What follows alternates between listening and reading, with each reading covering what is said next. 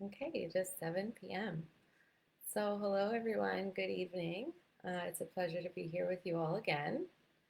I hope that you're all staying safe and that you're doing well and that you're excited about the reopening of the province, because I know I am. So, today we're going to be talking a little bit about safety in the home. So, home safety is a really important matter to discuss because falls are actually the leading cause of injury among older Canadians. And it's estimated that between 20 to 30% of seniors experience one or more falls a year. And of all the injury related hospitalizations that there are, almost 90%, so 85% of them are due to falls. And honestly, these numbers are astounding. They amount to about $2 billion in healthcare costs per year. So falls can result in things like chronic pain, reduced mobility, loss of independence, and they can also have a psychological benefit as well. So it could lead to increased fear, a loss of autonomy, and even greater isolation. And half of these falls actually happen in the home. And so that's why we're going to highlight a little bit about home safety today. So, one of the reasons that falls result in injuries and broken bones is due to osteoporosis. So, osteoporosis is the reduction in bone density and mass, which thus weakens the bone, that occurs naturally due to aging. So, bone mass often stops increasing in our 30s. And then by the time we're in our 40s and we're in our 50s, more bone is broken down in our body than can be replaced. Good evening. And this is more pronounced in women because osteoporosis is related to estrogen deficiency.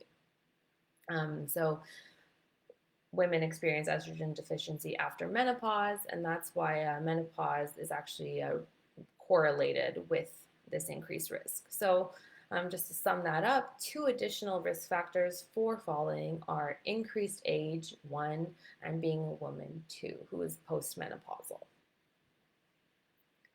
Now, these numbers are not meant to scare or worry anyone.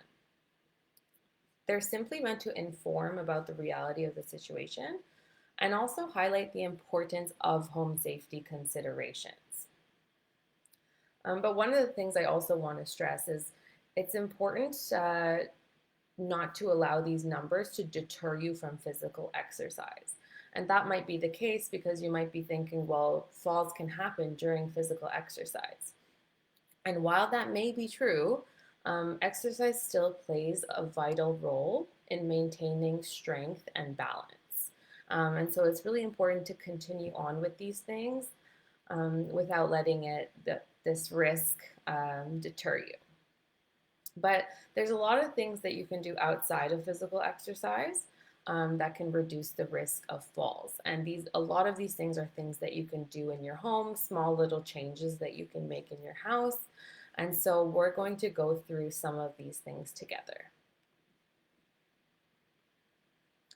So first and foremost, and this may seem obvious, but any items that you can trip over should be removed from the most frequented areas of your home. So that can create an open space in which you can move around, and that's especially helpful if you are using perhaps a walker or a wheelchair. The less things that are in your way as tripping hazards, the better. And then things that are used really often, so the clothes that you wear most often, the dishes that you most use in the kitchen, or just general household items that you might use in your pantry, they should be stored somewhere within easy reach. So instead of placing it perhaps high up or at the back of a closet or something like that, placing them somewhere low and within reach where you don't need a stool or a ladder to reach them is really important. And then further to this, I kind of alluded to the kitchen before, but heavy items in the kitchen should be placed on a lower cupboard or a lower shelf so that you're not reaching overhead to carry a huge pot over your head, because that weight can make you lose your balance and that can also increase your risk of falls. And then slippery surfaces. So it could be in general just your floor. It could be your stairs, the bathroom floors, or the bathtub or shower, whichever you have. They should be equipped with non-slip mats. And then furthermore, in the shower or in the bathtub, if you install a grab bar, that will allow for easier access and more secure movement into and out of the shower. And then even further to that, you could use a bath seat. So you can actually have a seated shower instead of a standing one. So if you have an issue with balance, this is great for that.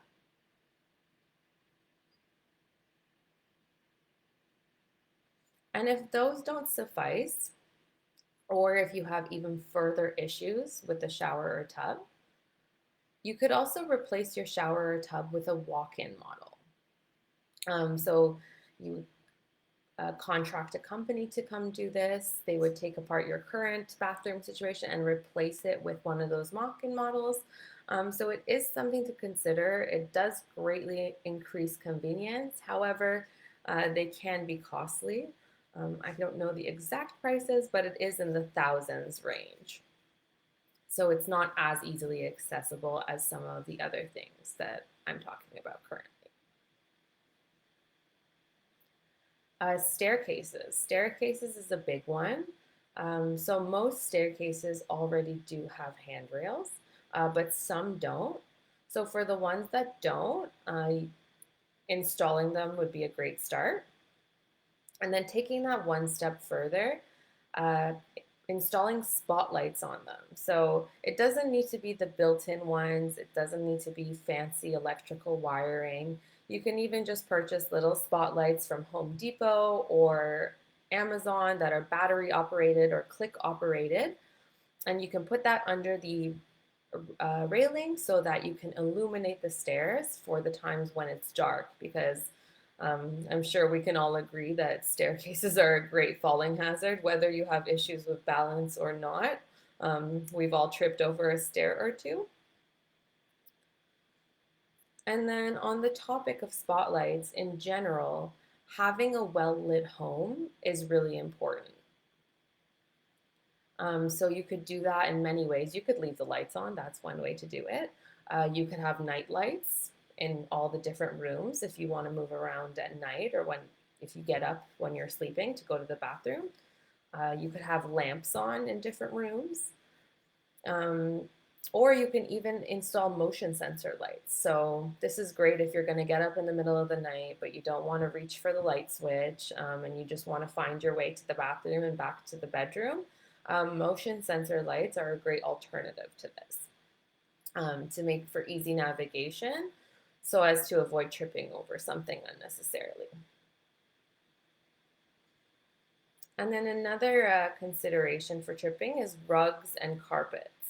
Again, we've all caught our foot over a rug or carpet and almost taken a tumble. So we can secure those with double-sided tape so that you don't trip over the edges, or so that they don't move unnecessarily and cause you to lose your balance. And then another way that's not home related per se is to use assistive devices. So this is especially important in those that have gait or balance issues. They can include things like canes, can include walkers, and it can include stair lifts. So they're attached to the railing and you sit on them and they help you go up the stairs. Those can be a great help for people who already have trouble with the stairs. Other assistive devices include things like hip protectors. So that might not sound like a assistive device, but what it is it's actually a garment. You actually wear it, and they're padded. So for those who are worried about falling and perhaps fracturing a hip, they would wear this garment that would reduce the impact of the fall if they do end up falling. And then outside of the home, there's things that you can do. Like I said, 50% of these falls do happen within the home, but there's quite a reasonable amount that happens outside while you're walking. And unfortunately, we live in a country with icy winters, so icy, slippery surfaces are inevitable. And so things like anti-slip shoes can actually be bought in order to help with that, so that when you do go outside, if you are going out in a time during the winter or if it is icy, that can help you feel a little bit more secure when navigating that.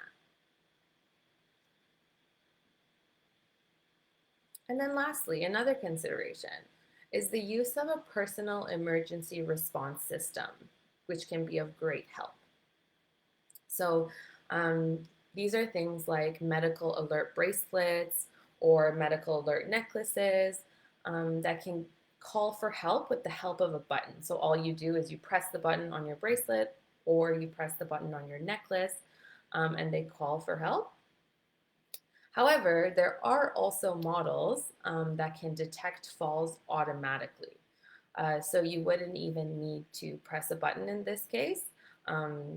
By motion sensor, it would detect that you have fallen, and then it would call for help on your behalf. And this is especially useful in the scary instance where a fall might have caused you to lose consciousness. This is great for that because help will be on the way before you know it. Now I know that was like a lot of information. It was a lot of changes. It might seem overwhelming, but I do want to note that not all of these changes have to be implemented, and especially not all of these changes have to be implemented all at once. So these changes can be slow and ongoing, and it can be as you see fit for your needs. So perhaps you have great balance, perhaps you've never fallen. You might not even consider 90% of the things that I mentioned. But like I said, this is all just general information and you can adapt it to your needs and what's going to be suitable to you in your home.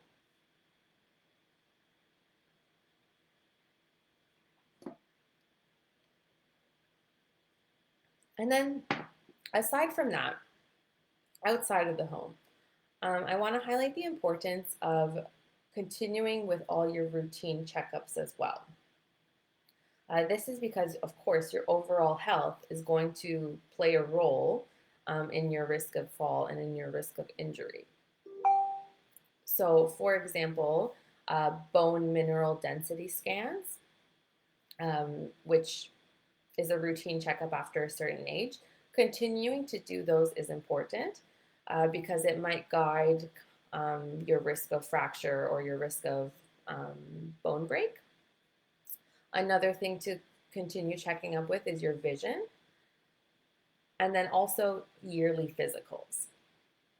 And the reason for this is that vision problems and medications can actually cause dizziness that can often be the cause of falls. And so keeping up with all your health parameters is just a way to further maximize your safety. And if anybody is curious, perhaps which of these medications it is, and it's not all medications, but for example, some sedatives used for anxiety, some antihistamines that are used for allergies, some antiarrhythmics that are used for arrhythmias, and even some antihypertensive that are used for high blood pressures, they can have the propensity to cause dizziness and blurred vision, which would just add to your increase in risk of falling. And so it's important to be cognizant of these things and to keep up to date with them and to have your doctor in the loop so that they can best guide you.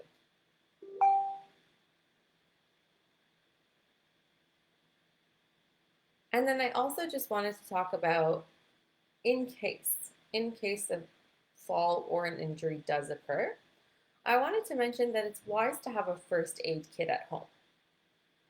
Now, I don't know about anybody else, but it's not something that is on the forefront of my mind, and it should be on the forefront of my mind to have a first aid kit at home.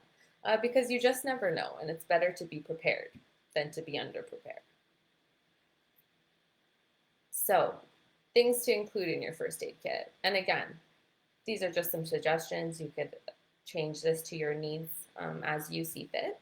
But first and foremost, latex or nitrile gloves, or even hand sanitizer to ensure sterility, so that if in case there is a risk of, in case there is an injury, you don't want to further infect that area. Alcohol wipes to clean the injured area are good, as well as an antibiotic ointment, such as polysporin, that you might want to spread over the area to reduce the risk of infection. Then, of course, there's the essentials like Band-Aids, bandages, or gauze to stop the bleeding from a cut or a wound. And it also isn't a bad idea to have a towel or something a little bit thicker than a bandage or gauze. And again, that can be used to stop the bleeding, but it can also be used to put pressure on an injury if need be. So for some injuries that might be a little bit deeper, or that may cause a little bit more bleeding, a towel can be used to press on that site so as to stop the bleeding more effectively. And then scissors. Scissors is not something that I might think needs to be in a first aid kit, but it is important because let's say you need to gain access to an injury site, but you might be unable to get your clothes off, the clothes off that are necessary to reach that site. So scissors is often something that's needed to gain access. And then a hot or a cold compress, that could help reduce the pain while you seek medical help, as well as over-the-counter painkillers for the same reasons, so Tylenol, Advil. And then lastly, having a journal or a piece of paper with important emergency numbers. So that could be useful for you if you need to call a certain hotline or a certain service for help. And then also if you had on that same piece of paper the number of loved ones. So in case you do need medical help and in case paramedics are there, they'll know who to reach out to because there's a nice piece of paper in front of them telling them exactly who that is.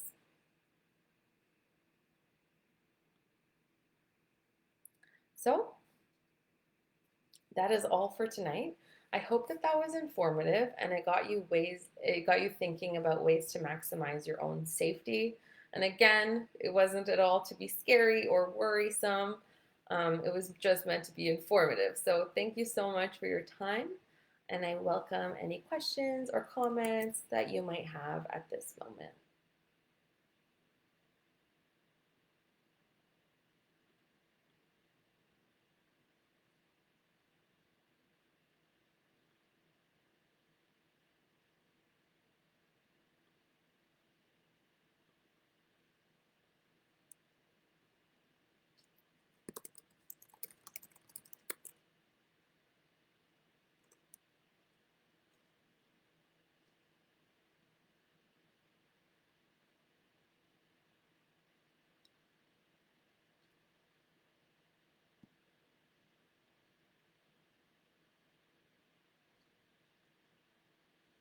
Okay, seems like there aren't any questions.